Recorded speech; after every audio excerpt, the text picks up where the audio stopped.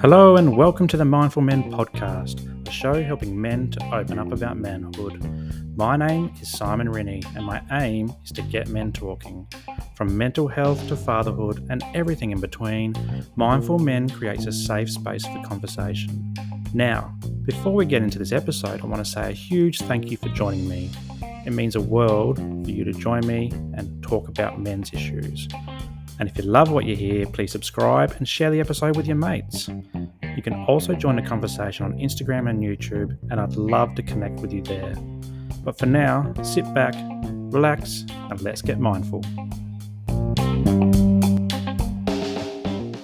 G'day guys, and welcome to another episode of the Mindful Men podcast. My name is Simon Rennie, and I'm the man behind Mindful Men. I'm really excited today. I've got Sarah White, who's a social worker, a mum, and a doula from Melbourne, Victoria. How are you going, Sarah? I'm good, Simon. How are you? I'm very well, thank you. And congratulations, you're the very first female guest that we've had on the show. So, oh, wow. Very exciting. No pressure or anything like that? No pressure.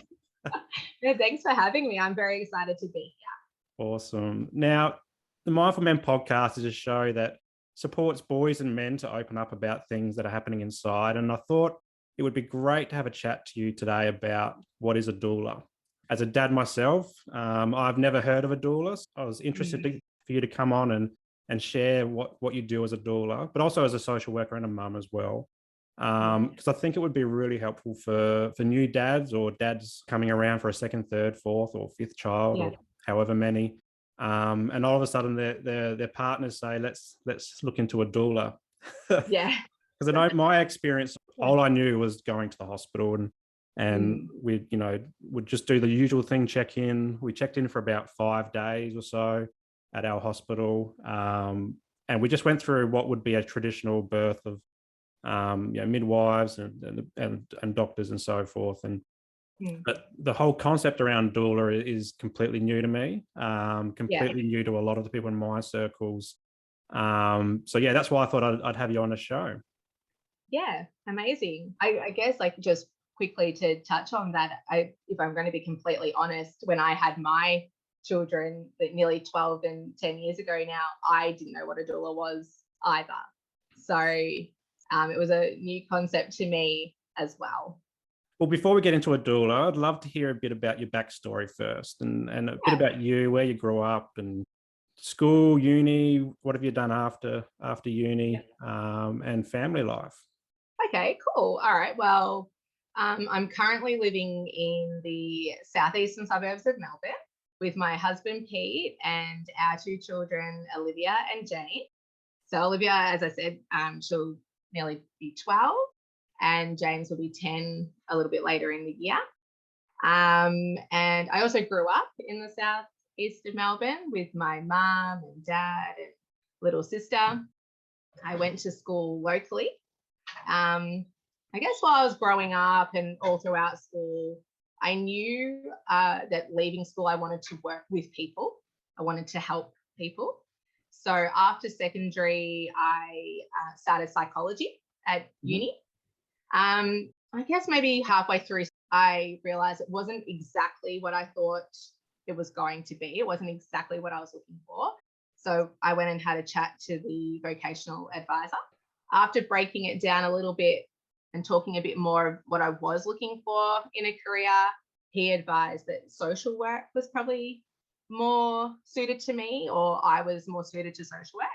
At that point, I was fairly invested in my psychology course. I decided to see it through, and then I was able to transfer over to social work, and I fast tracked through that, just having some credits.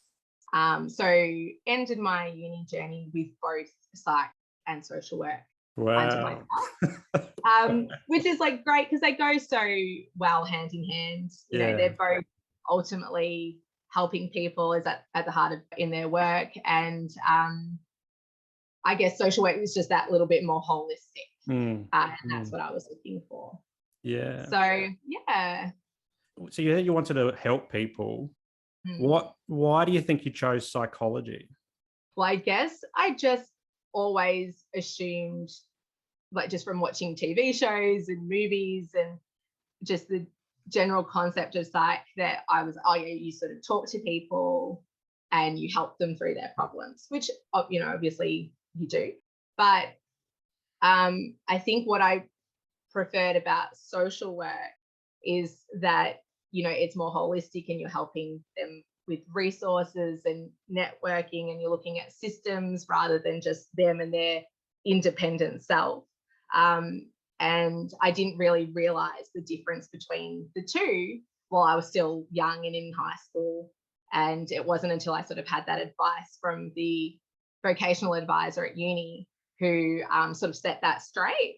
Yeah. So yeah, so I definitely love the idea of psychology, talking to someone one-on-one and helping them through issues. But I guess it just wasn't as holistic as what I thought it was going to be. Yeah, it reminded me of my undergrad as well. So I started uni, I think 2001, and I wanted to use my lived experience of mental illness and depression and anxiety and OCD. But all I ever knew of helping people was psychology as well. So I started a social science degree with a psychology focus. Got to second year, and the mathematical side of it for me, I'm not great at maths, so I'm like kind of dropped out of that. And I'd never found social work until mature age student. So I finished my degree in anthropology, went on this 15-year career roughly in just in the government. But then this second time around, when I went back to uni, and I went into the career counselors and asked them, you know, I want to help people, not so keen on the maths side of psychology, but what else is there? And they said, well, social work. And that's where I was introduced to social work, from that supporting people through systems, but also living within their own context and how contexts influence each other as well. So interesting that we had, we come that way as well, but very different paths. Very similar yet different timings and whatnot. But I was the same though.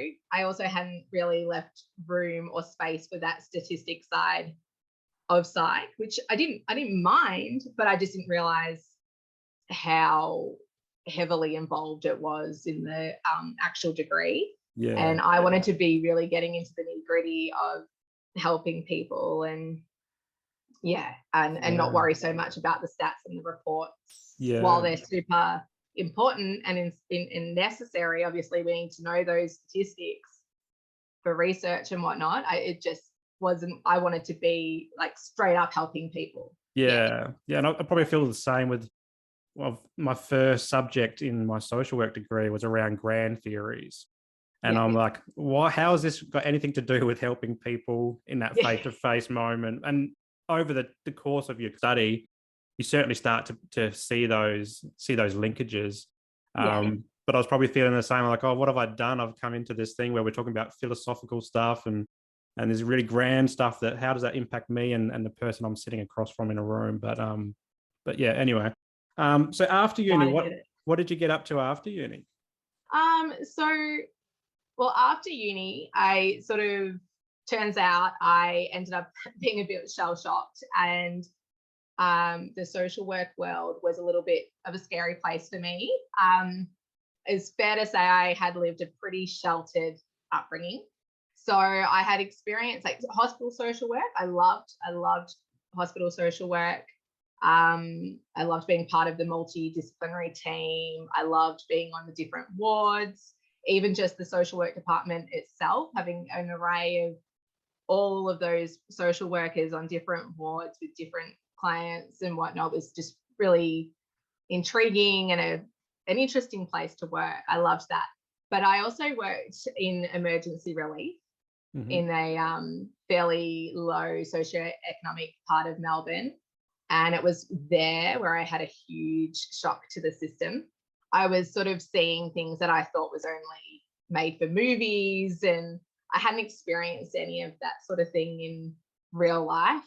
As I said, I had a fairly sheltered upbringing, and I think I was a little bit naive in thinking that I was going to just be able to go straight out there and help and fix problems. I didn't have any lived experience that the people I was seeing day to day, I had no experience in with what they were going through. I could definitely offer referrals, offer resources, network, set them up with, vouchers and that sort of thing, but in that emergency relief type setting. But it was just, I was really worried that I was going to burn out super young and experience vicarious trauma just way too early in my career.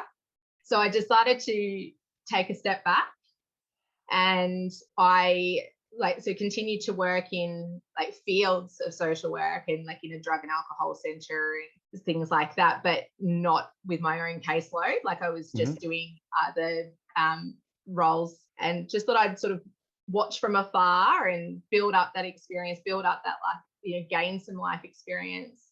And then, so after doing that for a little while, I decided, yep, I'm ready now. Okay, I think I'm not as sheltered. I've seen some things. I'm ready to do this. So I decided I'd go back to hospital social work, because as I said, I really did enjoy that environment. I went and did a refresher course specifically in hospital social work. And I think maybe the week before I was about to sit that exam, I found out I was pregnant with Olivia. Yeah. So, which was amazing. And of course, I was completely over the moon.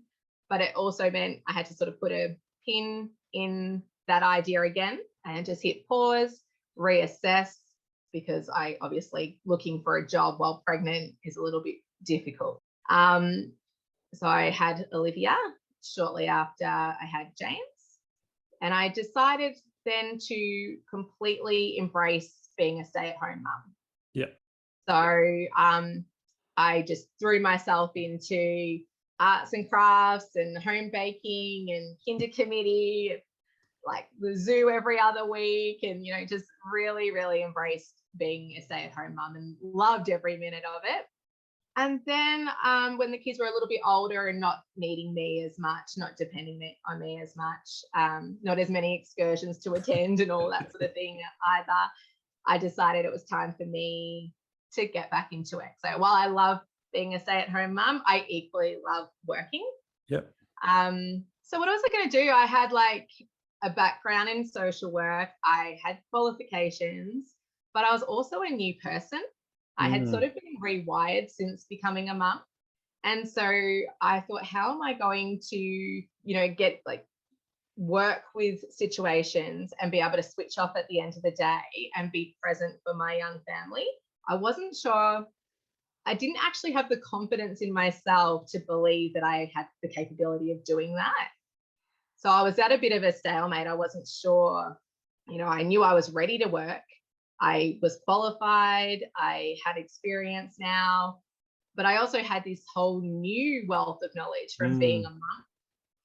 So I had my own experiences during pregnancy, postpartum. I had some complications, just new motherhood. I learned some things, and there were some things that I wish I had have known before I had. So I had all this knowledge and wanting to work. And I happened to be at a gathering one night, and I was expressing all of this, what I'm sharing with you now, Simon. I was expressing this to one of my friends, my beautiful friend, Jackie. And she said, it sounds like you want to be a doula. You want to be a doula. And I was like, I had it. I had no idea what a doula was. As I said to you earlier, full transparency. At that point, I had never heard of a doula. She gave me a brief rundown of what a doula is, and it sounded right up my alleys, because I think what got her to suggest it was that I was saying that I had all this information that I wanted to offer new parents, but no parent wants unsolicited advice, right? No one really wants people just to sort of tell them just because. But if someone was to ask me, I would love to be able to share that advice. And that's sort of what got her thinking, oh, well, maybe a postpartum doula, because people would literally be reaching out to you for some of that information. Anyway, a couple of days later, she had remembered our conversation, and she sent me a link through to Julia Jones' Newborn Mothers Collective, an online training course for postpartum doulas. And I had a look and it looked amazing. And I signed up and became a postpartum doula. Wow. And here we are now. Here we are now. I want to take Yeah. it back to when you became a mum and that Yeah. decision to be a stay-at-home mum. It's Yeah. it's a big decision in every household, and my wife, she's only just getting back to 9-day fortnight now after 5 Yeah. years, and Yeah. she found that when she became a mum and she went through all the maternity leaves and then returned to work, but at part-time capacity, her career was, yeah, as you said, had a pinpoint in it, and Yeah. everything on hold. And at the time, it made more sense for her to stay at home than for me. But Mm. did you have those kind of conversations in your household about who would stay home? Do you use childcare, or was it more of a solid, nah, this is what I'm doing, I'm definitely staying home and being a mum? Yeah. Good question. I think so. I think it would be fair to say that both my husband and I are fairly traditional, old fashioned, I should say. Yeah, bit old fashioned in the sense that it kind of fell into place rather naturally for us that he would go back to work and Hmm. continue working full time, and I would stay at home. But the choice was out of our hands a little bit as well because his work isn't really something he can do from home Yeah. either. Um, so, it was just sort of a given that he would just go back to work, get straight back into it. And because I guess I was sort of just doing this refresher course at the time, just before I fell pregnant with Olivia, and things were a little bit up in the air anyway, it made sense that I would stay home. Yeah. And at that particular point, I know I said earlier I love working, and I do. I like keeping busy and I love working. I wasn't at that very point in time super career driven. I guess because I was still in the process of finding my feet again. Yeah. And, I knew I was ready and I'd gone back to do a refresher course, but I hadn't completed that process. And then I found out I was pregnant. Then it was just an easy choice for me to go, Yeah. okay, cool. Well, I'll embrace being a stay at home mum. Yeah. That was a pretty easy choice for me. I have nothing against childcare. We were just lucky enough to be in a position that I could stay home. Yeah. And there's so many Yeah. conversations I've had over the years with different parents that even ourselves in our household, we're doing crunching the numbers of childcare, and it's so Yeah. expensive, and you really, the government wants us to go back to work, or wants parents to go back to work, but when you paying for childcare, it kind of rubs out any money that you would be making at work. So you're not really ahead. Exactly. Plus, you get to see your kids less. Yeah. So a lot of parents would rather stay Agreed. home and take that hit, but obviously not been paying childcare and get to spend that quality time with their bubs. So Yeah, that's right. Yeah. makes it really challenging. But anyway, let's talk about what a doula is, and I hope you can provide me with some education about what it is, and I'm really keen to explore what it does. So when we had our son and our daughter, we didn't live where our home is. So I'm from Yeah. Adelaide and my wife's from Hobart, and we lived in Hobart for a little while before we moved to Queensland. And we started our family up in Queensland, which we've got a few aunties and so forth nearby, but not the solid family unit that you might have for someone like yourself who grew up and stayed where you grew up. So our village was essentially removed. And we always hear that concept around it takes a village to raise a child. So we were doing everything from just what people had told us, what we'd Googled on the internet, through my wife's conversations with her mum on the phone. We were essentially alone, and that's our choice. That's okay. But I think a doula, from what I have read, a doula can kind of help create that village. So I'd love to hear your thoughts on, or your experience of what a doula is, and what they can do for parents.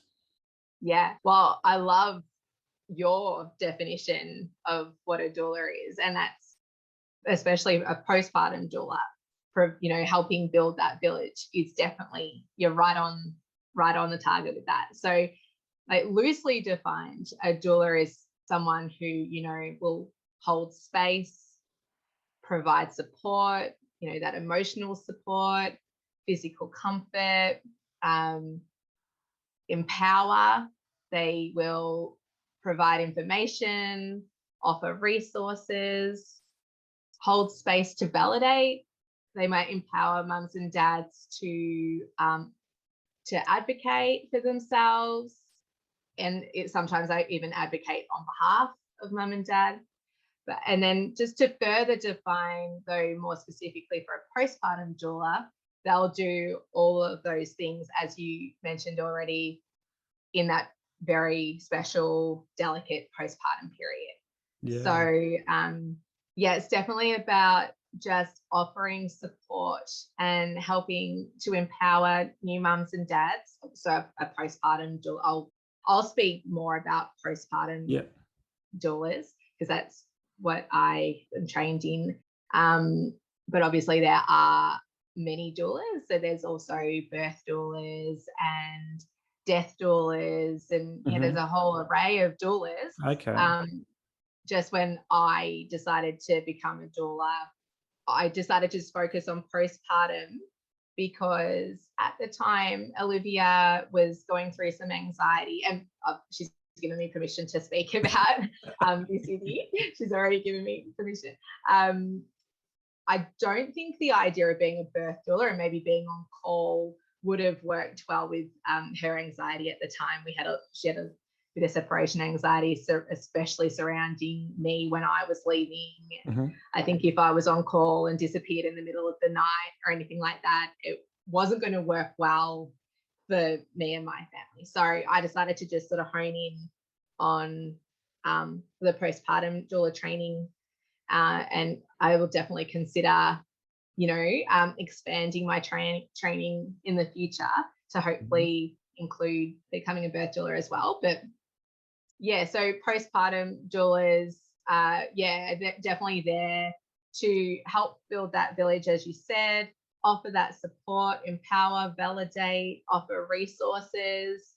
It doesn't necessarily have to be for people who are just away from their extended family, like yourselves being in different states or different countries or whatever. Even if your family are local, there can sometimes be some like family pressure for whatever reasons, and relationship issues or whatever. And some people still need to go and build their own village and reach out for that support elsewhere. But definitely for people like you and your partner being in a different state, if people need to bring that support in, postpartum doula is what it's all about. Wonderful. So for the dads who aren't sure what postpartum is, like what period is that? Straight after the birth? Yeah, exactly. So as soon as Barb has been born, postpartum has started. So some people will view postpartum as that 6-week period after Bubs is born. Some people will call postpartum period 40 days. And then others will say postpartum is forever. People will view it differently, or the support that you need or how long you need it for might determine how you see postpartum. Yeah. And so at what point does your support come in? Do you go into the hospital, or do you go into the home when they're home? So for me as a postpartum doula, so say somebody reaches out to me, it's usually just via DMs on Instagram or an email. We'll have a chat usually, so via phone call or Zoom. So we'll have a clarity call just to clarify anything. They can ask any questions. Sometimes it is literally, so what do you do? What is a doula? And then we'll also make sure that during that call we click, because obviously, it's really vital that connection is there. Such a delicate period, that postpartum period. After we've had that call, we've connected, and we're going to go ahead with offerings, I will try and meet the new expecting parents in their home and do maybe a postpartum planning session. So we'll just chat through all sorts of things, and that might go for an hour or so in their home. So we've already met face to face in the comfort of their home, and I'm not meeting them for the first time when they're also trying to adapt to having a newborn, and it's a very vulnerable time having stranger essentially come Yeah. into their home. So we definitely do try and have that clarity call and a face-to-face catch up in home before I meet them after Bub has been born. So then I just, sit back patiently and wait for the good news. And then as soon as their baby has arrived and they're feeling comfortable at home, they can call me. Gosh, it can be day one if they want, or it could be a week or two. They might just want to settle in, find their own feet first, and then we'll commence the package, the support package.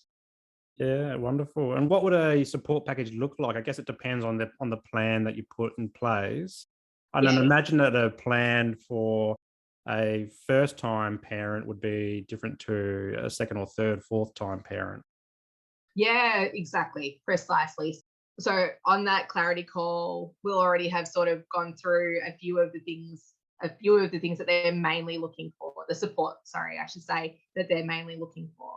So as you say, if it's new parents, first time parent, they may not even know exactly what they're looking for. They just know that they need support because maybe they're living here and families interstate, or as we mentioned earlier, there could be some relationship issues with the family. So they just need to find their own village. So they're just looking for support in general. Yes. Some people could be specifically looking for nourishing meals and light house duties. Then it could be parents who already have an older child at home, but they know that they maybe upon reflection realize they suffered some postnatal anxiety or depression, but maybe it was overlooked that time around, but now this time they'd prefer to have some support there, especially with already having maybe a toddler at home. So having that extra stress of having a toddler and the sibling transitions, and then also knowing they might be a bit prone to anxiety or depression. So what support someone might be reaching out for will be different across the board and different for everyone. But the package itself sort of stays the same in the sense that it's I will offer my support for however many hours per week over maybe a 6-week period, an 8-week period, 12 weeks for some people. It just really depends on mum and dad. Yeah. And do people need a referral to come and see you, or you just through Instagram or Facebook, or? Yeah, that's right. Word of mouth. Usually someone might be talking to someone else who has had a postpartum doula or a birth doula or what have you, and think, oh, yeah, that sounds like that could be a good idea for me. And they can just reach out. They definitely don't need to go to the trouble of a referral. Yeah, it sounds like an amazing resource, because I remember when we had, in both of our stays, we went to a private hospital. We were lucky enough to do that. But we were able to stay for 5 days and have that nursing support and so forth. But I hear a lot of people who go the public system might be kicked out within 24 hours, 48 hours, depending on bed availability, depending on their capacity to get up out of bed. So I guess to give that a bit of context, my wife had 2 cesareans. And the first one, she was in bed for 4 days straight after she couldn't get out of bed. And to the point where the nurses said, you actually have to get out of bed because you're leaving tomorrow. Wow. But here I was, I've never even held a baby. And I remember the first night the nurse came in and she said, she'll say, this is how you change a nappy and this is how you, swaddle. I would usually rely on my wife to show me that type of stuff. And I remember standing there I've got my son there. He's the tiniest little, most precious, beautiful thing in the world. And I'm a grown man and I could not figure out how to put a nappy on. And then swaddle as well. And I started crying and my wife's like, oh, what's going on? Are you okay? And I said, I know she just showed me this. And this is at 10 or 11 at night time. So I'm not a great person without sleep either. So, and I felt really embarrassed and ashamed of not being able to do this for my son. And so we pressed the nurse button and she came in, she showed me how to do that. And I got the hang of it. And before you know it, I'm doing all the 2 or 3 o'clock in the morning walks up and down the ward and just to try and get him to sleep 4 years later, it turns out he was just a terrible sleeper. So I wasn't doing anything particularly wrong. But at the time, I felt like, gee, I'm failing as a parent right now. We're in week 1. And then to bring him home after that hospital stay. And I remember we both said, oh, geez, what are we doing? What do we do now? Like we're used to having this on-call nurse for 5 days. My wife was still really feeling very sore from the cesarean, and she wasn't mobile for at least another 6-7 weeks after that. So I think a doula would have been great in this situation if we had even knew about one, to someone to come in, particularly because we didn't have that family support around us to come in and take a shift so we could get some sleep or just rest or cook a meal. It was us, and it was a very scary time for me as a dad, but also my wife as a mum as well. So it sounds like a doula can kind of bridge that gap by the sound of it. Yeah, absolutely. I think, as you say, they can bridge that gap in a few different ways. As you said, like the parents to catch up on some much needed rest and sleep. So a lot of doulas will actually offer nighttime services. Well, not even nighttime. You can also catch up on that rest during the day. But some doulas will specifically offer nighttime services as well, to literally go in and mind Bub while mum and dad can catch up on that rest, because sleep deprivation is huge, and it can just affect the way we function in such a huge way. And I think as you were also saying about almost feeling like you were failing when you couldn't get this nappy or the swaddling right, we've brought this little baby into the world. We have so much pressure, or we put so much pressure on ourselves to think, now I have to do it all right, and it should be coming naturally to me. I should just know how to do this. But it is not necessarily the case. So when it's not happening naturally or not unfolding as easily as we thought it was going to, we just start to crumble, and we really start to think, oh no, what am I going to do? I'm going to fail this little baby. I'm not going to be a good enough mom, or in your case, I'm not going to be a good enough dad. I've failed. I'm embarrassed. This is shaming. And it's a sensitive time. It's a massive transformative period for parents. And if we could it'd be lovely. I really wish that it was just a given that everyone was offered postpartum support. Because I think when we have these conversations, we actually realize a lot of us were in the same boat, and so I think if we could normalize it a little bit more, it would be less of a scary place. And I think we need to normalize that we need the support, we need that empowerment, or just that reminder of it's okay, you are doing the best you can. I can imagine like the COVID period would have been really challenging for this kind of work. With lockdowns and social distancing, and people aren't able to see their family who might be interstate, or even might be in the suburb next, a couple over. Did you notice any COVID impacts, or were you operating during COVID? Yeah, absolutely. Like there was like a really great period there as well of people were just really unsure of whether postpartum doulas were classified as healthcare workers, and if they were even allowed into people's homes. And obviously, especially in the first lockdown, when COVID sort of first became quite prevalent, and there was a lot of fear in the air, everyone was, just lack of a better word, quite paranoid about whether you could let people into your home or not.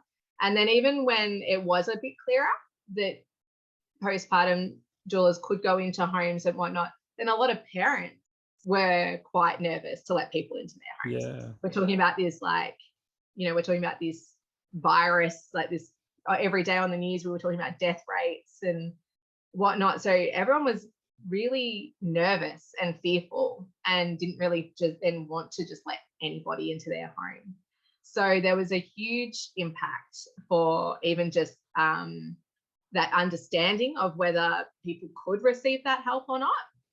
Then there was a huge impact, as you say, on mums and dads for their families or close friends might have only been 5 kilometers away, but because of the Yeah. restrictions that we had here in Melbourne, we weren't allowed to leave our zones, and no one was allowed to help each other out. I mean, you were allowed to help family with care and support, but there was still some blurred lines, and it was just very confusing. It was a confusing time for new parents. Yeah, I think particularly because they're so small as well.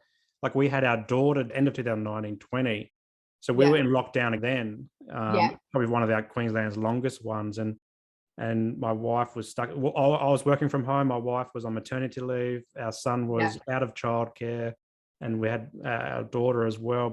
And she's got like a lot of allergies and respiratory issues as well. So the thought of her getting sick, even today, is 2 years later, that we were petrified. So we just stayed in our home, or we went around the local park, but that's pretty much it. Yeah. And that's exactly what I mean. So even when it was a bit clearer about whether postpartum doulas were allowed into people's homes or not, it was more for mum and dad thinking, oh, but do I really want to be letting someone in? Like, it was a scary time for mums and dads. Yeah, for sure.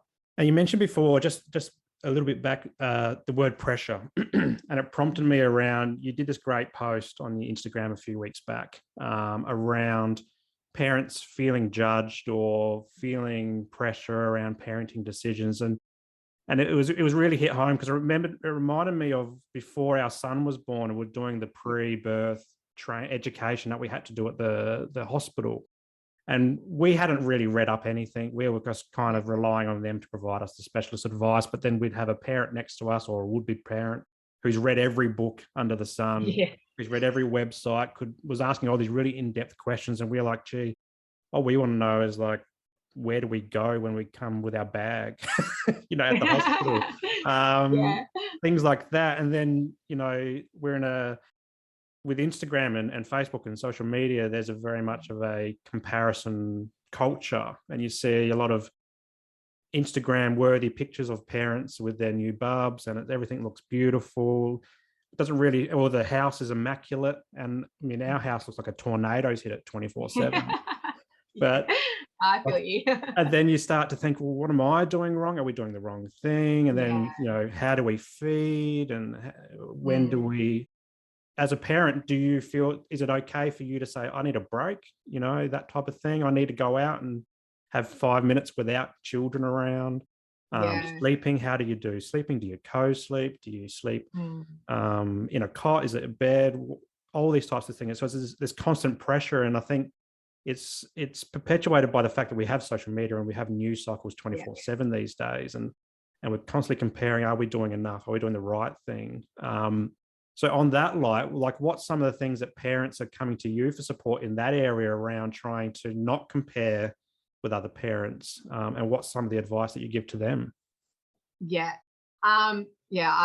a really good question as well. I think, so a lot of the time, obviously we were dealing with that postpartum period, babies are still quite fresh. So it might be that if mums maybe not establishing breastfeeding as easily as they would have liked, if they have to consider any form of mixed feeding or expressing, or even straight bottle feeding, formula feeding, anything like that, then they'll start to worry. That comparison game comes into play, especially if they're looking on social media and seeing all the posts about that it should only be breastfeeding. That's just an example with that one. And then, the co-sleeping is another great example. Some people are totally against any kind of co-sleeping. Some people may think baby should go straight into their own nursery. Some people have got a bassinet in the room. There's all these different options for parents, but for some reason we forget that the options are there for a reason, and we get to choose that option, and we should just allow people to choose that option and be comfortable with their choice. For some reason, some people feel the need to voice their opinion on why their choice is better. And I think the advice I try to even offer myself, because I still worry about judgment and things even with older kids, is that I try to remember the judgment's usually not a personal vendetta. It's usually that it's just at the forefront of that other person's mind, and it's a reflection more on what's going on with them rather than a reflection of what you're doing or not doing or doing right or doing wrong, etc. So I'd like to say that I confidently believe and I try to practice, but I definitely try to advise that we need to just try and not worry about the comparison game. Step away from social media. Sometimes if you need to, have a break from seeing these perfect setups like you were saying, because sometimes it's not even real. Like it might just literally be a facade. But also if you do find that you've been subject to someone's judgment, try and remind yourself it's more a self-reflection of what's going on with them.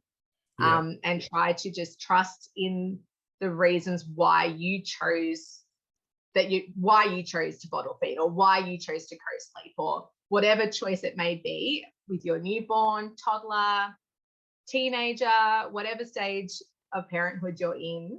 Try and remember to just trust in your ability and just remember why you chose that option and just own it. And it's so much easier said than done, unfortunately. It's so easy to second guess ourselves and start to doubt our choices when we do feel a bit of judgment from others. But I think it's just about, just really trying to remind yourself of why you chose that option in the first place, and just try to block out that judgment. And as I said, maybe taking a step back away from social media every now and then if you find yourself starting to fall into that comparison game. Yeah, it's a great advice, because after 5 years now of being a dad, I think I keep coming back to it every now and then when I feel like I'm feeling pressured or judged. Or other parents ask me for advice or whatever, I just say, just do what works for you. It's the best, it's the easiest advice, it's the best advice, because we've gone through a whole bunch of things with our son. Like he was a terrible sleeper. He would only breastfeed to sleep. So I couldn't give him a bottle for 2 years. I couldn't give him a bottle. I couldn't get him to sleep. And then we were doing the nighttime driving that we never said we would do to get our kids to sleep.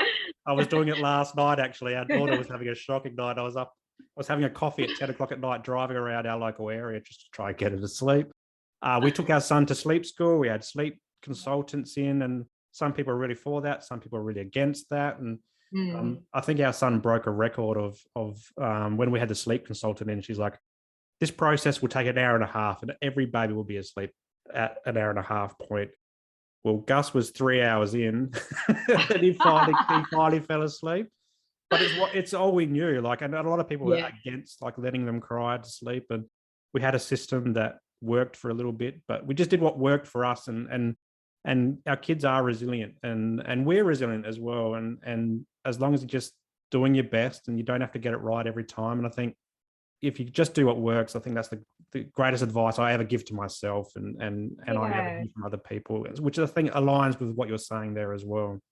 Yeah, and I think you also just said something else that is really amazing, and you don't have to get it right the first time.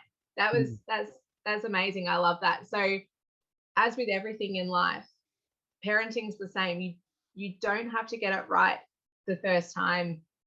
You can learn from your errors and move forward, learn and move forward as well, and change things up, and just go with the ebbs and flows. But and your piece of advice of doing what works for you, it is exactly that. Just do what works for you. I think it is hard to not sort of second guess yourself if you're feeling judged, but at the end of the day, it really does just boil down to that. But I've got a funny story. The other day I was in the supermarket, and I came around the aisle, and I bumped into another parent from school, and I could subconsciously feel myself positioning my trolley in a particular way so she couldn't see what like snacks I had in the trolley for my kid. My daughter's nearly 12 and my son will be 10 soon, and I'm still worried about, being judged for what snacks I might. Yeah. But I know, because this particular parent, I know they're super conscious of their. I'm not saying I'm not. Of course I'm aware of what I'm feeding my kids and whatnot, but they are super conscious. And so I thought, they're going to think I'm a bad parent if they see the chocolate chip cookies in my trolley, or they're going to think I'm a bad parent if they see, whatever. So unfortunately, it's something that we don't get used to it in that newborn phase. Like like you're saying, you're talking about the sleeping with Gus, for example. Unfortunately, we don't just deal with any kind of judgment in that newborn phase and then move on. It does happen later on as well. But I think as long as we circle back and, as we say, remind ourselves that, no, I'm okay with giving them the chocolate chip cookie. I'm going to own that decision and proudly show you what's in my trolley, actually. It's interesting you brought up trolleys, because every child is different. And we've certainly found that on our journey. And like the second time in hospital when we had Pippa, I wasn't sitting there crying because I couldn't put a nappy on. I was probably crying because I hadn't had any sleep or anything like that. But we were obviously pressing the nursing button, hardly at all. And at sometimes they'd come in and say, "Is everything okay?" We're like, "Yeah, we've got this. This is fine." But with Pippa, she had so much food allergy. I think she's anaphylactic to like 3 things. She's adverse to about 5 things, and plus asthma as well. So I'm the parent with the trolley, and I'm looking at every ingredient to make sure it hasn't got anything that she's going to have an allergic reaction to. And it's a completely. But the funny thing with Pippa is that she will eat anything. She was sitting there munching on broccoli the other day, like 5 pieces, and carrot. Whereas Gus is still in the I only eat chicken nugget phase, and and he's 5. He's 5 now, and so with food choices, every time with dinner, what do you want, Gus, for dinner? Chicken nuggets or fish fingers or whatever. And we were really worried, like as a parent, we're like failing this kid, like not getting enough nutrients in him. So we got blood tests for him as well. And as it turns out, he was just getting enough vitamins and minerals from the food that he was eating, even though it didn't look flash. And he was pretty much on what we thought was just a chicken nugget diet, but he was getting it, and he was actually quite healthy. Whereas Pippa, we're trying not to put things in her mouth, even though she wants to eat everything. Like she'll eat absolutely anything, because she could die, literally die, if she eats certain foods. So each child is different, and it does get easier. But again, it comes down to do what works, and your shopping experiences definitely change with each child, and as they get older as well. So absolutely. How scary for you guys with Pippa. That's such a and it's been even scary because of COVID as well. So like because they were both under the 5 years for the vaccinations. So we were like, how is this going to impact her? And we were just holding on to hope that COVID wasn't really impacting kids that much. And touch wood, we still don't know if we've ever had it or anything like that. The rat tests aren't 100% accurate. So we may have had it, but we don't think we have. So but she's doing well. She's she eats like a trooper, and she's the best little kid ever. But it was scary as a parent to learn, why is my child, when they're eating having milk, cow's milk, and having all these foods, why is she getting all these red things on her, and why is she coughing, and then calling the ambulance a few times and so forth, which is, you think you've got it all worked out after the first one, so then the second one comes and it's completely different. And it would be the same for someone who has a child that has a disability or other types of issues as well. And it's unique. But I always come back to do what works. And if it's chicken nuggets every night for dinner, that's okay. That's all we're having. That's all we're having. And if it's chocolate cookies in the basket at the shops, that's okay as well. Whatever's going to work. To get you through the day, but also get your kids through the day as well, because often they're tired or hungry or something else that you don't know, because when they're young and they can't talk as well, it's really hard as a parent to guess what's going on. So you're sitting there going, are you hungry? Are you thirsty? Are you tired? Have you got Yeah. gas? Are you sick? Yeah. Is there something more serious? And I think this was stuff that constantly came through my mind as a dad. And so I'm keen Mm. to hear what your thoughts are with new dads particularly. Yeah. What some of the things that you're seeing, the trends, are they asking you lots of questions? Are they reserved? Is it, what are they Yeah. asking? Sort of 50-50. So some dads are quite reserved and sort of just sit back and think, oh, this is more predominantly for mum, primarily the care should be for mum. Um, and they sort of take that traditional old fashioned sort of, I keep saying traditional and old fashioned, but just lack of better words there. Yeah.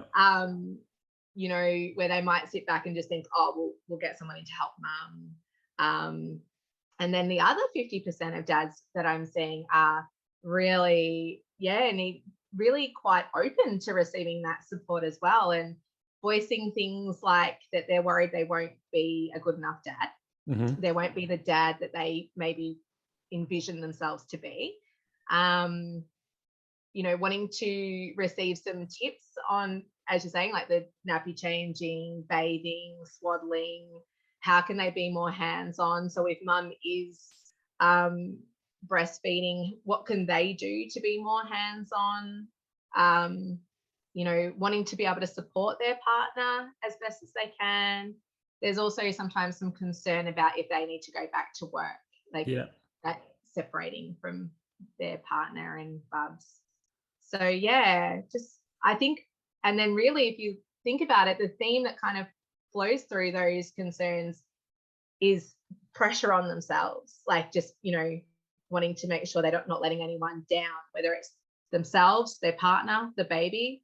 They're definitely putting a lot of pressure on wanting to get it right. Yeah. Yeah. I 100% agree with all those emotions and feelings and thoughts as well, as going through it myself for the last 5 years and still going through it as new ages come. And Yes.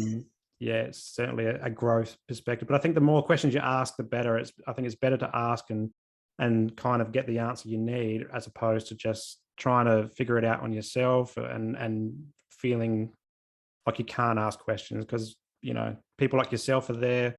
There's a wealth of information on the internet, great podcasts around parenting as well, and great Absolutely. Instagram accounts that I've seen as well. So it's just put yourself out there and ask the questions, and you'll get great responses as well. Yes. We've talked a lot about being a doula, and I'm fascinated to learn more about this role. But how have you seen your experience as a mum and a social worker come into your work as a doula? Like, is it a natural fit, do you think?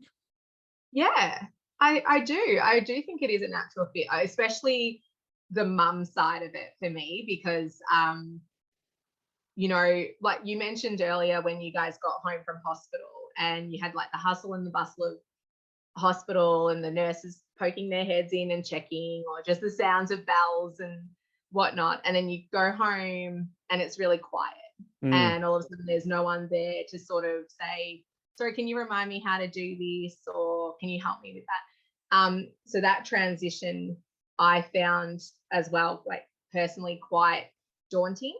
And that those first couple of nights, especially being home, really silent and isolating and quite, so all those little experiences that I went through as a new mum,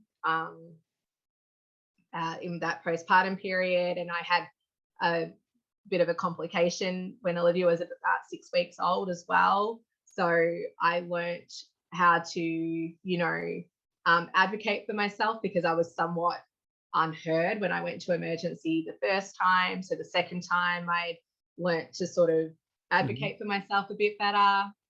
I had suffered some pregnancy loss between Olivia and James. I had the whole sibling transition when James came along for Olivia, some other health issues for the kids. So I had all this personal experience as a mum over those years that helped build up that wealth of knowledge. So that has definitely helped my role, whether it's just being able to listen to somebody and it just resonates, so I'm just able to hold that space, or just maybe offer some, hold that space to offer some room for empowerment or validation, or empower them to advocate if they're ever in a position where they may need to. And then looking at it from a social work point of view, I think that also really aligns with postpartum doula work, I guess, just in the general sense that you're offering support. So both roles are there to support. There's all those micro skills that we use in social work that I definitely use when I'm seeing mums and dads as well. Like I keep saying, the empowerment, just the active listening, and I guess, like with postpartum doula work and social work, the core of the work, and it's even written into the code of ethics for social work, is sort of supporting human well-being, just making sure that we're supporting that well-being. So, and I do find that I sort of draw on some theories and perspectives sometimes, like even just without even realizing, I might just be in my mind thinking of like an eco map. And I'm working with mums and dads, like just to make sure they've considered all their support systems at micro, macro levels. So that just comes naturally sometimes. I guess obviously if we're ever debriefing a traumatic birth, I might refer to trauma-informed theories. So they definitely both, being a mum and having some social work background, aligns definitely with postpartum doula work. Yeah. So it's great. It's a great connection you've got there with social work and being a mum and being a doula as well.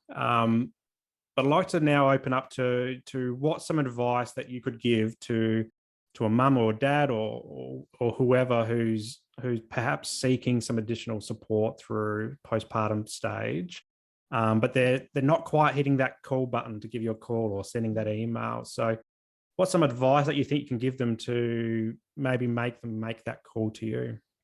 Oh, okay. I guess it would really depend on, what it is that's sort of why are they hesitant? What's stopping them from making that call? Is it the stigma around that we're supposed to just be able to, like, we're supposed to be able to do this naturally. We're supposed to just automatically know what we're doing.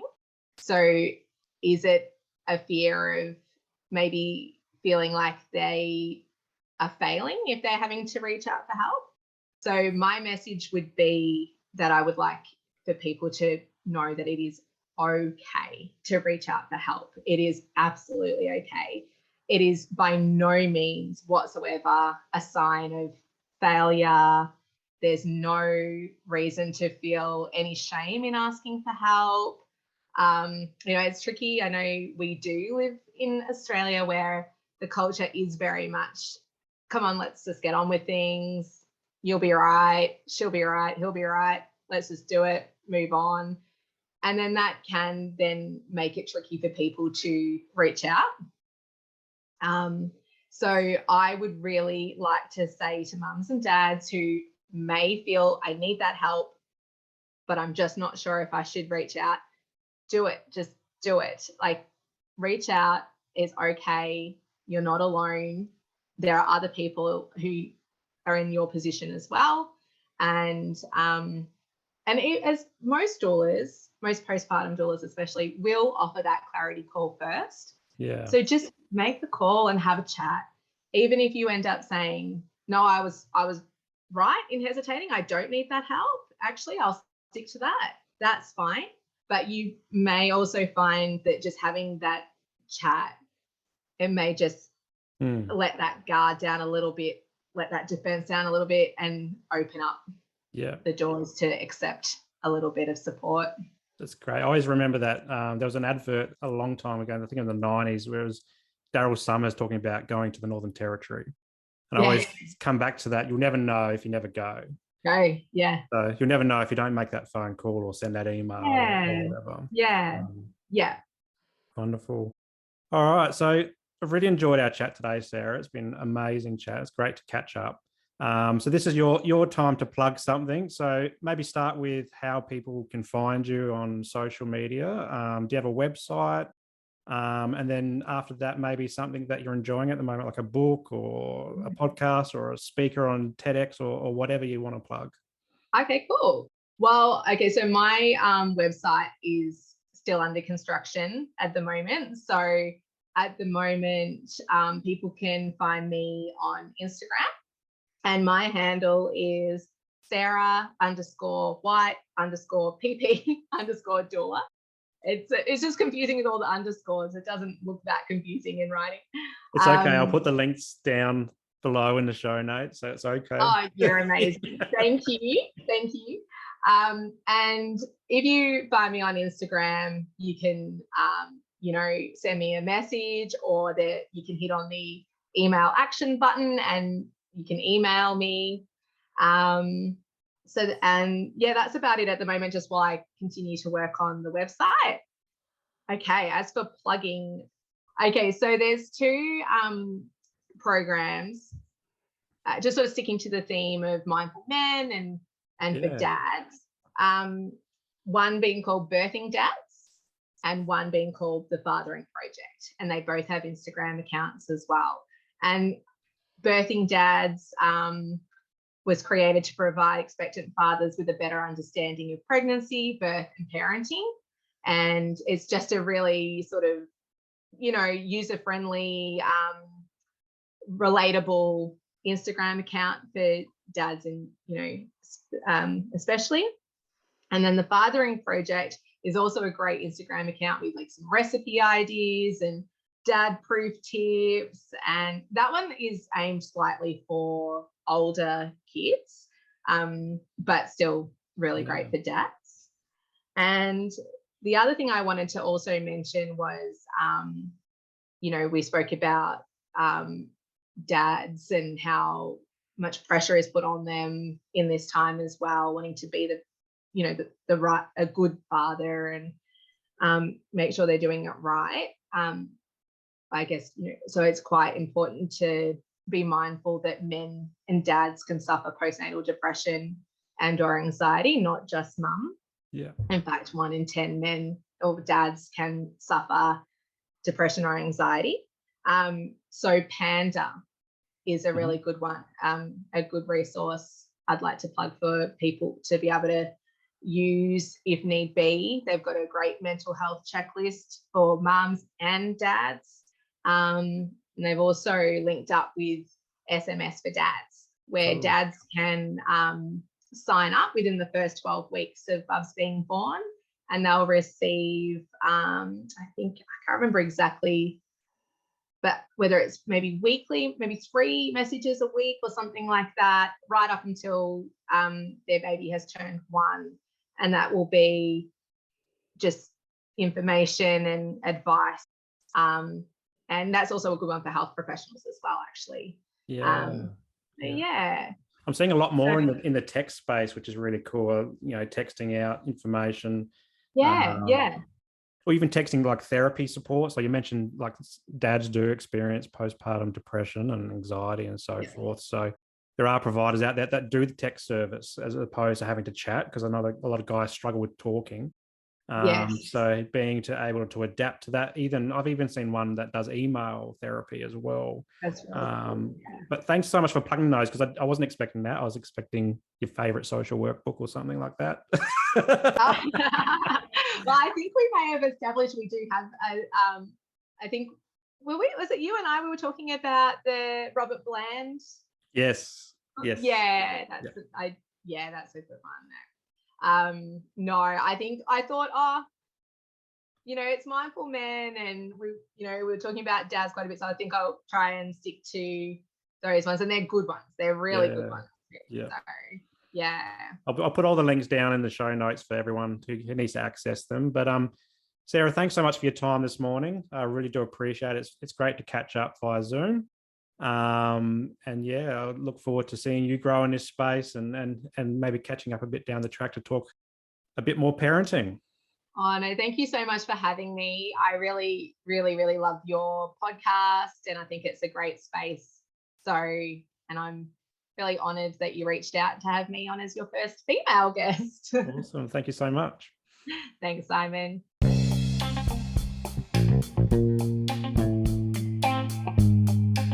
Well, that's a wrap for today's episode, and I hope you got some value from it.